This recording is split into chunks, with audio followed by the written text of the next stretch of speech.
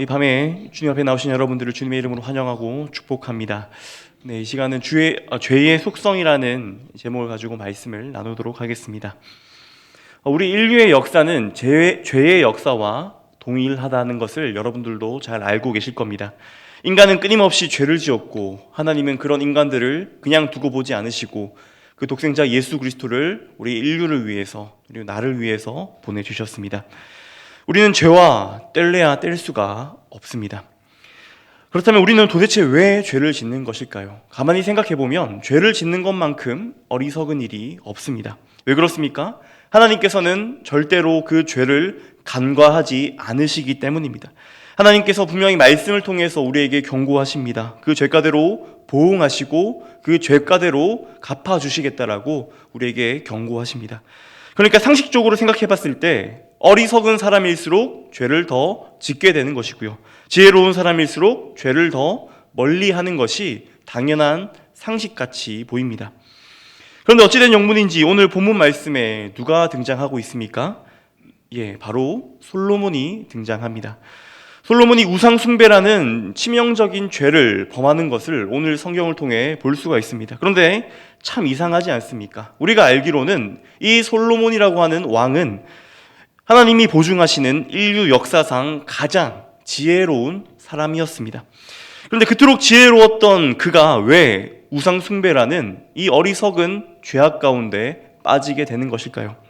오늘 본문 말씀을 중심으로 그리고 솔로몬의 삶을 살펴봄으로써 우리가 죄의 속성에 대해서 더욱더 깊이 생각해보는 시간을 지금 이 시간 가져보기를 원합니다. 지피지기면 백전백승이라는 말이 있지 않습니까? 우리는 죄에 대해서, 죄의 속성에 대해서 더 깊이 알아야 합니다. 그래야 죄를 더 멀리하고 우리는 거룩한 삶을 향해 살아갈 수가 있습니다. 여러분들이 잘 아시는 청교도들은 이 죄를 안 짓기 위해서, 이 죄를 끊어내버리기 위해서, 그리고 이 죄와 싸우기 위해서 끊임없이 죄의 속성들을 파헤쳐내고 연구하고 또 그것들을 공부했습니다. 그렇게 청교도들은 거룩한 삶을 살기 위해 죄의 속성들을 일평생에 걸쳐서 연구한 것입니다. 우리도 마찬가지여야 합니다. 우리가 죄에 대해서 알아야지만 죄를 더 멀리하고 거룩한 삶을 살아갈 수 있지 않겠습니까? 오늘 이 말씀을 통하여 죄의 본질을 깨닫고 죄의 속성을 깨닫고 죄로부터 승리하는 저와 여러분 되시기를 주님의 이름으로 축복합니다. 오늘 본문 말씀이 우리에게 가르쳐주는 첫 번째 죄의 속성이 있습니다. 그것이 무엇입니까? 첫 번째는 바로 중독성입니다. 열왕기상 3장 1절 말씀을 한번 같이 읽겠습니다. 시작. 솔로몬이 애굽의 왕 바로와 더불어 혼인 관계를 맺어 그의 딸을 맞이하고 다윗성에 데려다가 두고 자기의 왕궁과 여호와의 성전과 여기서 솔로몬은 애굽의 공주를 그의 부인으로 맞아들이게 됩니다. 이방 여인과 결혼했던 것이죠. 당시 이 솔로몬의 심정은 어떠했을까요?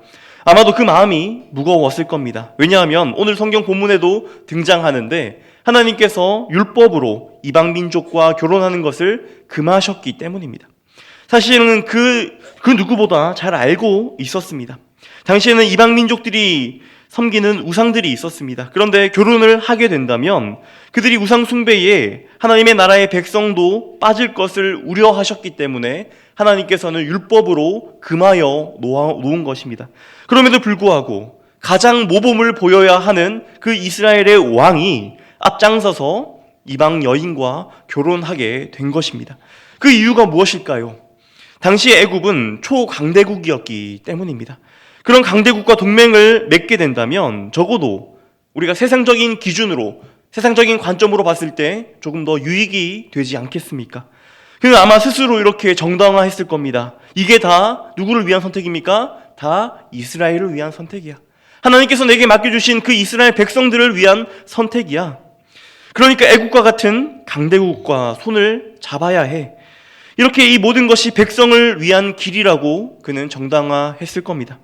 양심의 가책을 느낄 때면 자기 합리화를 했을 겁니다. 딱 이번뿐이다. 우리가 애국과 동맹을 맺으면 더 잘 먹고 잘 살 텐데 이제부터 다른 이방 여인과는 결혼하지 말아야지. 그런데 죄에는 무엇이 있습니까? 죄에는 무서운 중독성이 있습니다. 한번 선을 넘기 시작하면 한번 선을 넘는 것은 굉장히 힘이 듭니다. 처음에는 마음이 너무 괴롭고 양심의 가책을 느낍니다. 그런데 한 번 선을 넘는 것이 힘들지 두 번, 세 번 넘어가는 것은 쉽게 넘어갈 수 있습니다. 그렇게 우리의 인생은 걷잡을 수 없이 죄의 늪에 빠져버리게 된다는 겁니다. 이것이 바로 죄의 속성입니다. 그래서 솔로몬은 이후에 어떤 삶을 살았습니까? 오늘 본문 1절 말씀 우리 한번 같이 읽겠습니다. 시작. 솔로몬 왕이 바로 딸 외에 이방의 많은 여인을 사랑하였으니 곧 모압과 암몬과 에돔과 시돈과 헷 여인이라. 솔로몬이 죄악이 단 한 번 일회성으로 지금 끝이 났습니까? 아닙니다. 그렇지 않습니다. 바로의 딸 외에 이방의 많은 여인들을 사랑했다라고 성경은 말하고 있습니다. 그런데 솔로몬이 그냥 정욕에만 이끌려서 혼인한 것일까요? 1절에 나와서 지금 1절에 지금 열거되고 있는 이 나라들은 전통적으로 이스라엘과 적대국들이었습니다. 그러니까 솔로몬은 지금 이방 여인들을 맞아들였다는 것은 정치적, 외교적인 이유가 있었다는 겁니다. 주변의 적대국들과 동맹을 맺게 되면 적어도 세상적인 기준으로 볼 때에 훨씬 더 나라가 안정화되지 않겠습니까? 평화가 더 잘 유지하게 되지 않겠습니까? 그러기에 그렇게 합리화했던 것입니다. 하나님께서 나에게 맡겨주신 백성을 위한 길이라고 분명히 처음 생각했을 때는 이번 단 한 번뿐이라고 그렇게 다짐했을지 모르지만 그가 지금 여러 여인들과 여러 나라들과 혼인하고 있는 것입니다. 그런데 그때 한 번에서 끝나지 않고 결국에는 상상조차 할 수 없는 수준까지 그의 죄는 발달되게 됩니다. 급기야 그는 총 몇 명의 아내와 첩을 두게 됩니까? 우리 3절 말씀 우리 한번 같이 읽겠습니다. 시작. 왕은 후궁이 700명이요 첩이 300명이라 그의 여인들이 왕의 마음을 돌아서게 하였더라.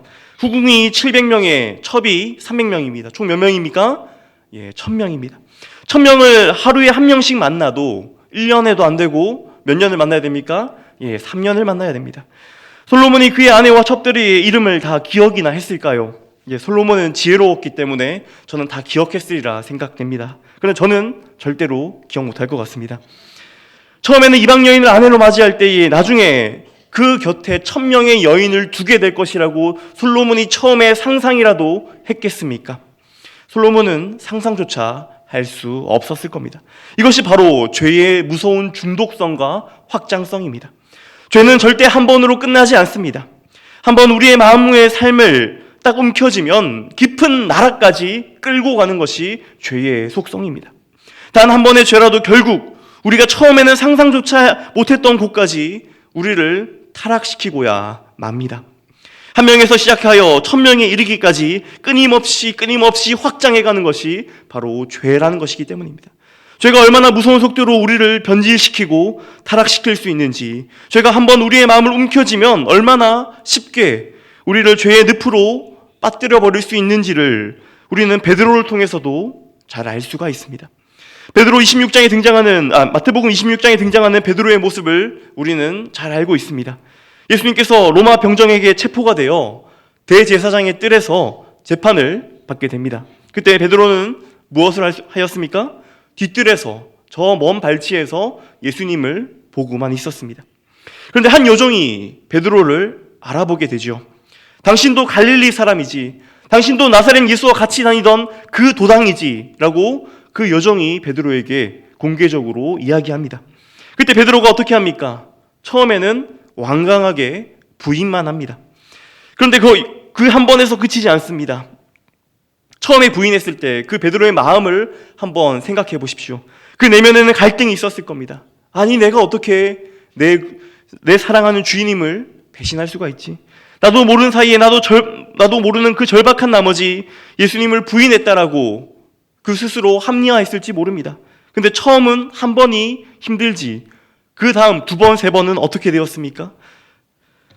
두 번, 세 번 결국 자동적으로 그는 예수님을 반복적으로 부인하지 않습니까? 그런데 우리가 보아야 하는 것은 그가 변질돼 나아가는 정도의 차이입니다.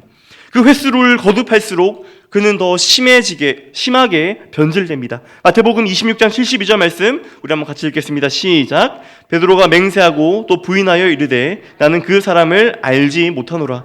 처음에 베드로는 예수를 모른다라고만 부인했습니다. 그런데 두 번째는 어떻습니까? 맹세까지 하면서 예수님을 부인합니다. 그리고 세 번째는 어떻습니까? 세 번째, 마태복음 26장 74절 말씀 한번 같이 읽겠습니다. 시작. 그가 저주하여 맹세하여 이르되 나는 그 사람을 알지 못하노라 하니 곧 닭이 울더라. 베드로가 세 번째 부인할 때 어떻습니까? 심지어 저주까지 하면서 맹세하여 부인하고 있습니다.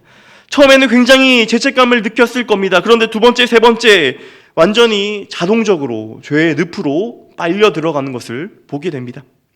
이것이 바로 죄의 속성입니다. 그래서 우리는 처음을 반드시 경계해야 합니다. 한 번이 절대로 한 번으로 끝나지 않기 때문입니다. 이 자리에 계신 분들 가운데 여러 차례 다이어트에 시도해 보신 분들 많으실 것이라 생각됩니다. 그런데 다이어트를 성공하는 것이 여간 쉬운 일이 아닙니다. 그 이유가 무엇입니까? 여러분들 잘 아시다시피 다이어트를 성공하려면 운동만 해서는 안 됩니다. 중요한 것이 식단이라고들 이야기하죠. 그 중에 먹는 것이 무엇을 좀 금해야 됩니까? 바로 잘 알다시피 단당류하고 탄수화물을 금지해야 된다라고 이야기합니다. 그런데 어떻습니까? 맛있는 거는 전부 다 탄수화물과 단당류이죠. 고단백의 건강한 음식들은 맛이 없습니다. 우리는 체중계에 올라서고 나서 굳게 결심을 합니다. 오늘부터 다이어트 해야지.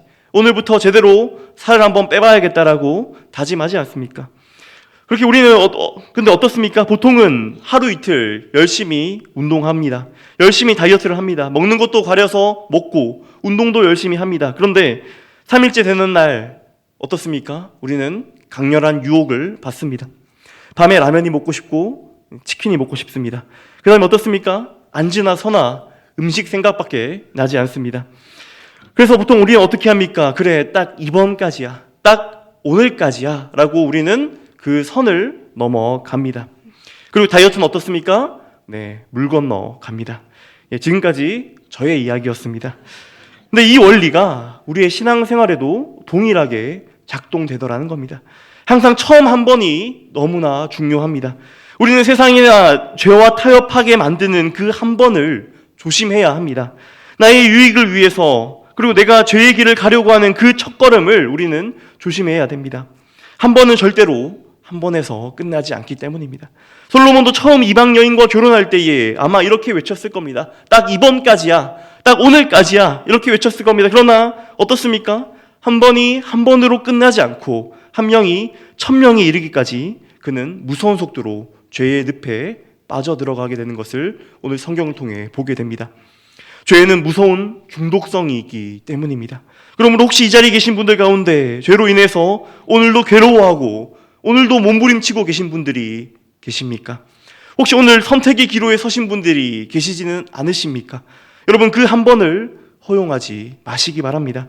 가서는 안 되는 곳에 가지 말고, 봐서는 안 되는 것을 보지 말고, 해서는 안 되는 말을 삼가시기 바랍니다.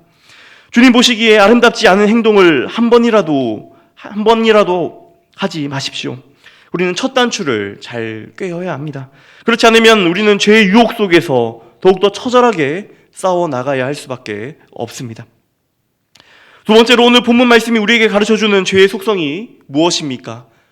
두 번째로 우리에게 알려주는 죄의 속성은 바로 안일함입니다. 여러분 한번 생각해 보십시오. 솔로몬이 1000명의 여인을 맞아들이기까지 얼마만큼의 시간이 흘렀을까요? 열왕기상 3장에서부터 열왕기상 11장까지 어느 정도의 시간이 흘렀겠습니까? 설령 매일 하루도 빠짐없이 새로운 여인과 결혼한다 할지라도 1000일의 시간이 지났을 겁니다. 그런데 매일같이 결혼하는 것이 가능했겠습니까? 그렇지 않습니다.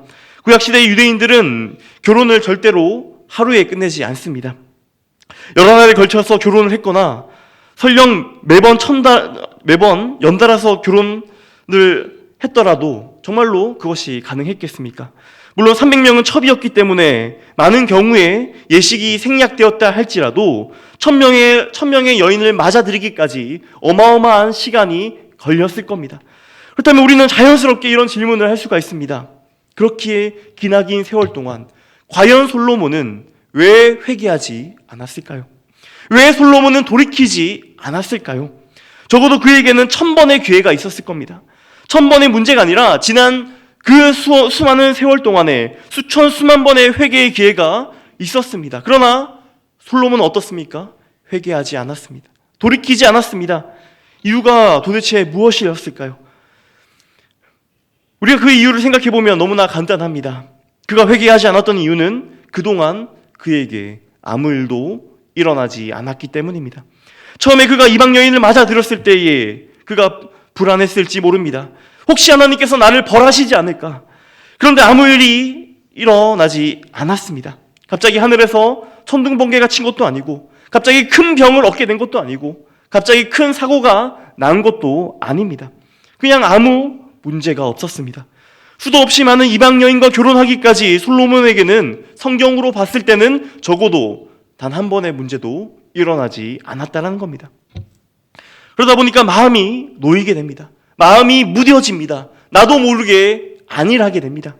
자, 그렇다면 이 시점에서 우리는 중요한 질문을 해봐야 합니다. 왜 아무런 문제가 발생하지 않았을까요? 왜 하나님께서는 당장 조치를 취하시지 않았을까요?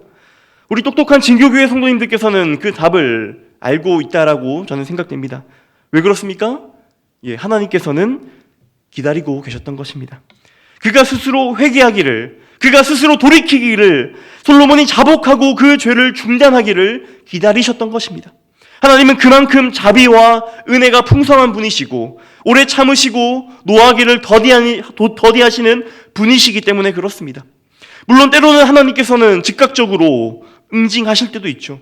그러나 대부분의 경우 우리가 죄를 범한다라고 해서 갑자기 큰 심판이 찾아오는 것은 아닙니다.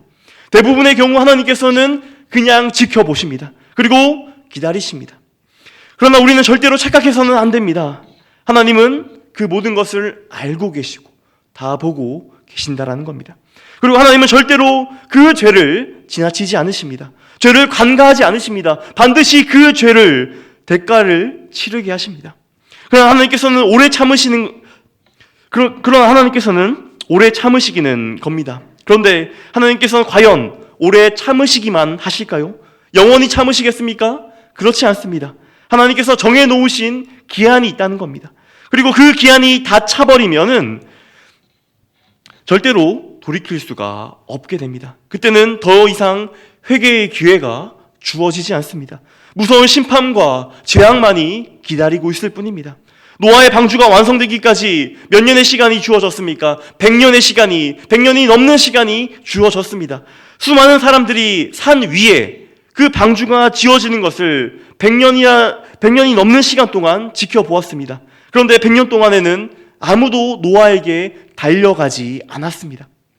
그런데 하늘 문이 열리고 그 하늘에서 비가 쏟아져 내릴 때 어떻게 되었습니까? 한번 노아의 방주의 문이 닫혀버리니까 그 누가 와서 아무리 애걸복걸 하더라도 문을 두드린다 하더라도 그 문은 절대 열리지 않았다는 겁니다. 그때는 다시 회개의 기회가 주어지지 않더라는 겁니다. 그래서 우리는 오늘 돌이켜야 합니다. 우리는 오늘 회개해야 합니다. 하나님의 기한이 언제 다 찰지 아는 사람은 아무도 없습니다. 그동안 아무 일 없었으니까 앞으로도 괜찮겠지라는 안일함은 무서운 착각입니다. 하나님께서는 오래 참으십니다. 노하기를 더디하시는 분이시고 인자와 자비가 충만한 분이십니다. 그렇기에 오늘도 우리 말씀을 통하여 그리고 저를 통하여 이 회개의 기회를 주고 계신 것입니다. 그런데 그동안 내가 죄를 지으면서도 하나님께서 기뻐하시지 않는 습관을 끊어내지 않으면서도 내가 가서는 안 되는 곳에 가고 만나서는 안 되는 사람을 만나고 해서는 안 되는 행동을 하면서도 그동안 아무 일이 없었다는 이유로 앞으로도 아무 일이 없을 거라고 생각한다면 그것은 무서운 착각이라는 겁니다. 하나님은 모두 다 지켜보고 계십니다. 혹시 이 자리에 계신 분들 가운데 이 죄의 습관 가운데 빠지신 분들이 계십니까? 반복되는 죄악으로 인하여 고민하고 계신 분들이 계십니까? 우리는 오늘 돌이켜야 합니다. 우리는 오늘 회개해야 합니다. 삶의 자리에서 끊어버려야 하는 죄를 끊어버리고 우리의 삶의 우상들을 불태워버리고 오늘 하나님께로 돌아가 하나님과의 그 첫사랑을 회복하시는 저와 여러분 되시기를 주님의 이름으로 축복합니다. 마지막 세 번째로 이 솔로몬의 삶을 통하여 오늘 본문에서 우리에게 말하고자 하는 죄의 속성은 무엇입니까? 마지막으로 바로 교만입니다. 솔로몬이 하나님께 1000번제를 드립니다. 그리고 하나님께서 솔로몬의 꿈에 나타나셔서 말씀하시죠. 네가 원하는 무엇이든 내가 다 들어주겠다라고 말씀하십니다. 그때 솔로몬은 하나님께 무엇을 간구합니까? 여러분들이 잘 아시는 대로 지혜를 원합니다. 그래서 그는 아마도 인류 역사상 가장 지혜로운 사람이었습니다. 하나님께서 주신 지혜로운 나라를 다스리니 그가 내리는 모든 선택과 결정이 얼마나 지혜롭고 현명했겠습니까? 그 결과로 그는 승승장구하게 됩니다. 이스라엘의 황금기를 열어갑니다. 솔로몬이 통치하던 그때에 이스라엘은 정말로 부강한 나라였습니다. 경제적으로 풍요로웠고 군사적으로는 막강하였습니다. 정치 외교적으로는 안정적이었습니다. 열왕기상 10장 23절 말씀 우리 한번 같이 읽겠습니다. 시작.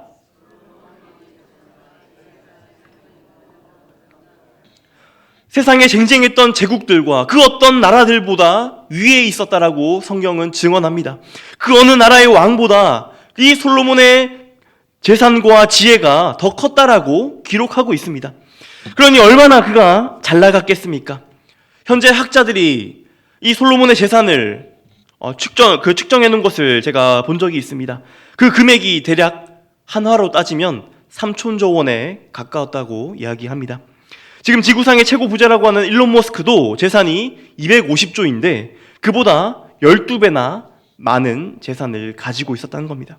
정말 어마어마하지 않습니까? 그런데 그렇게 인생의 절정에 이르게 되면 인간은요 어떻습니까? 본능적으로 교만하게 됩니다. 자만심이 엄습해오기 시작합니다. 나도 모르는 사이에 나의 마음과 나의 삶에 자만심이 심겨지게 된다는 것입니다. 아마도 그는 이렇게 생각했을 겁니다. 나는 다른 사람과 달라. 다른 사람들보다 충분한 인생의 경험을 했으니까, 다른 사람들보다 충분히 인생의 그 절정을 누려봤으니까, 난 다른 사람들과 달리 하나님과 친밀한 교제를 나눠봤으니까 나는 이방 여인과 결혼한다 할지라도 그 죄에 빠지지 않을 거야. 나는 훨씬 똑똑하고 지혜로우니까, 나는 항상 현명한 선택을 지금까지 해왔으니까 나는 죄악에 빠지지 않는다라고 생각했습니다. 그런데 그 결과 어떻습니까? 이 세상에서 가장 똑똑하고 지혜로운 사람일지라 하더라도 결국 죄를 범하게 되고 죄를 탐닉하게 되더라는 겁니다. 그 이유는 무엇입니까? 인간은 다르지 않습니다. 인간은 결국 다 똑같이 연약하고 뼛속같이 죄성이 뿌리 박혀 있다라는 것이죠. 그것을 알려주는 것이 바로 구약 성경이 아니겠습니까? 창세기에서부터 말라기까지 우리에게 가르쳐주는 것은 무엇입니까? 가장 중요한 메시지는 우리 인간은 구제불능이라는 겁니다. 그 어떤 인간도 죄에서 자유롭지 못하고 그 어떤 인간도 죄 가운데서 살 수밖에 없다는 것을 말해주고 있지 않습니까? 죄와의 싸움에서 우리의 의지와 우리의 힘과 우리의 노력으로 승리할 수 있는 인간은 그 어느 누구도 없다라고 말해주고 있지 않습니까?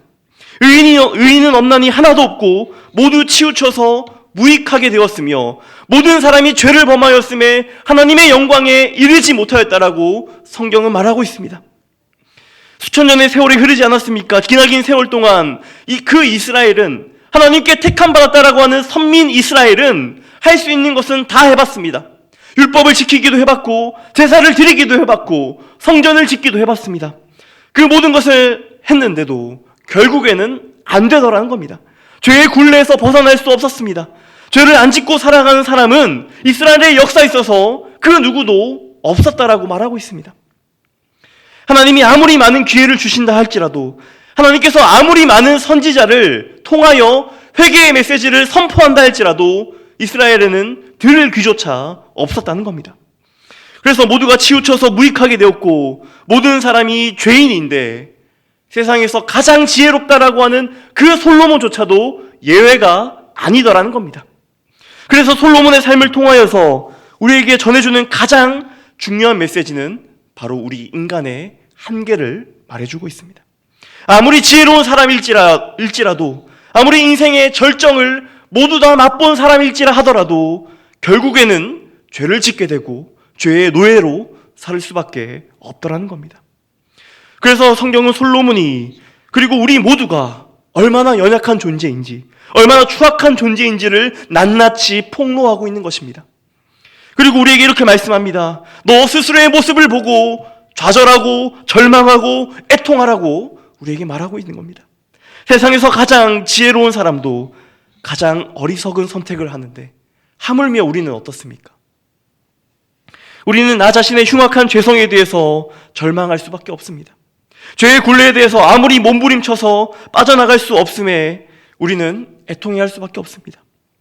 그럼 이 모든 것이 언제 끝나고 어떻게 하면 이 문제를 우리는 해결할 수 있겠습니까? 길은 하나밖에 없습니다. 그 길은 무엇입니까? 우리 주 예수 그리스도의 십자가 복음밖에 없다는 겁니다. 십자가에서 예수님이 우리를 대신하여 우리의 죄값을 대신 담당하여 지실 때에, 그리고 주님의 능력과 주님의 은혜 가운데에 우리를 죄와 사망에서 해방시켜 주셔야지만 우리는 비로소 죄에서 자유케 된다는 것입니다. 혹시 이 자리에 계신 분들 가운데서 아무리 노력해도 떨쳐버릴 수 없는 그 죄로 인하여, 나의 삶에 인해서 반복되는 죄로 인하여 힘들어하시는 분이 계십니까? 내 힘으로, 내 노력으로, 내 의지로 도저히 해결할 수 없는 것을 깨닫는 것이 가장 먼저입니다. 그 다음에 어떻게 해야 합니까? 우리는 성령 충만을 구해야 합니다. 오직 성령의 능력으로, 오직 성령의 은혜로, 성령의 이끄심 가운데 비로소 우리는 죄를 청산할 수 있기 때문입니다. 그래서 나의 힘으로 할 수 없음을 빨리 깨달으시고 오직 그 성령의 품으로, 성령께서 내 삶 가운데 역사하고 임재하여 달라고 우리는 요청해야 됩니다. 그리고 우리는 주님께 구해야 합니다. 주님, 제 힘으로는 도저히 이 죄의 전쟁에서, 이 죄와의 싸움에서 이길 수 없습니다. 주님, 제발 도와주세요. 성령 충만케 해주세요. 성령님, 나의 모든 생각과 입술과 말과 행동을, 내 모든 삶의 영역을 주님 주장하여 달라고 우리는 주님께 요청할 수밖에 없다는 겁니다. 이것이 저의 기도가 되고 여러분의 기도가 되어야 할 줄 믿습니다. 오늘 이 말씀을 통하여서 우리는 죄의 속성에 대해서 생각해 봤습니다. 오늘도 우리의 원수 사단은 우리의 귓가에 와서 이렇게 속상입니다. 딱 이번 한 번뿐이야. 두 눈 질끈 감고 한 번만 타협하면 윤택하게 살아갈 수 있어. 죄를 짓는다고 해서 어떤 일도 일어나지 않아. 그러니 이번 한 번은 넘어가도 돼. 또 너는 어떤 사람과는 달라. 너는 특별히 은혜를 입은 자니 죄를 조금 짓는다고 해서 문제될 것이 없다라고 사단은 끊임없이 우리의 귀에 와서 속삭입니다. 그러나 우리는 오늘 우리에게 주시는 이 말씀을 통하여 우리는 솔로몬이라는 이 한 사람을 보게 됩니다. 그리고 솔로몬이 이 올무에 걸려서 처참하게 타락하는 모습을 우리는 이 본문을 통하여 보았습니다. 우리는 이 솔로몬을 반면교사 삼아야 할 줄 믿습니다. 그래서 죄의 속성에 대해서 잘 알아서 우리가 거룩함으로 주님 앞에 나아가기를 소원합니다. 회개하고 주님께로 나아가서 주님과의 그 첫사랑을 회복하시는 저와 여러분 되시기를 주님의 이름으로 축원합니다. 이 시간 함께 들은 말씀 놓고 기도하겠습니다.